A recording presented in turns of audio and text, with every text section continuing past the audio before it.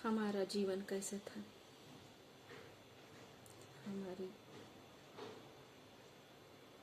Real story. गरीबी हमने भी देखी है।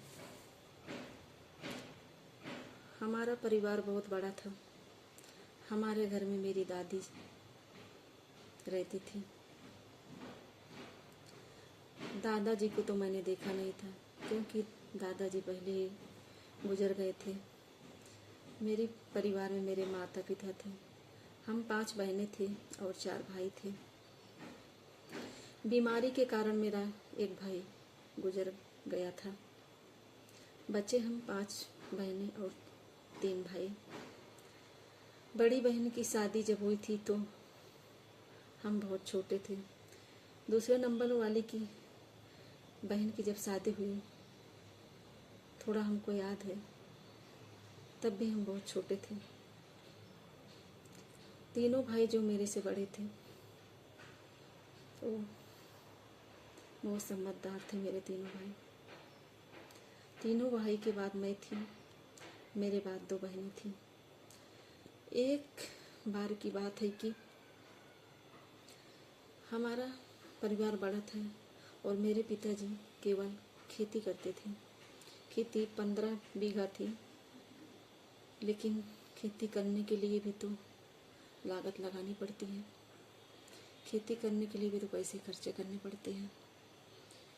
उस समय महंगाई तो नहीं थी, पर उस समय खेती करने के लिए भी इतना पैसा नहीं था कि खेती को अच्छी तरह से किया जा सके। और हम भाई बहन बहुत छोटे थे, इसलिए हम लोग मदद भी नहीं कर पा रहे थे। एक बार की बात है, हमको बहुत तेज़ से भूख लगी थी। मेरी छोटी बहन बोली हमको भी भूख लगी है।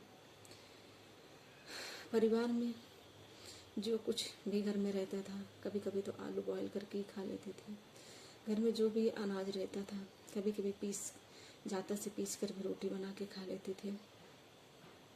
जो भी रहता था उसी को हम लोग खाते पीते थे और संतुष्ट रहते थे। कभी कभी तो माँ आधी रोटी खाकर ही सो जाती थी। मेरी माँ बहुत संतोषी थी, उनके अंदर बहुत संतोष था, बहुत संतोषजनक थी। जब मेरी और मेरी बहन को भूख लगी तो उनको ये बात बहुत अच्छी तरह से याद है कि उस टाइम मेरे घर में एक रोटी थी और माँ ने सोचा एक ही रोटी है, बच्चे तो मेरे सभी ही हैं और मेरी दोनों बेटियों को भूख बहुत तेज से लगी है। तो मेरी की माँ बोली, चलो तुम दोनों को मैं खाना खिला के लाती हूँ। दोनों बहनों को का हाथ मेरी मम्मी ने पकड़ा और घर के पास खेत था। उस खेत में अरहर बोई गई थी, अरहर की खेती थी।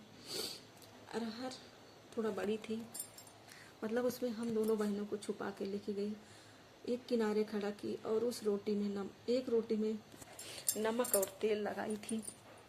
उस रोटी के 2 टुकड़े की, आधी रोटी हमको दी और आधी मेरी दूसरी बहन को दी।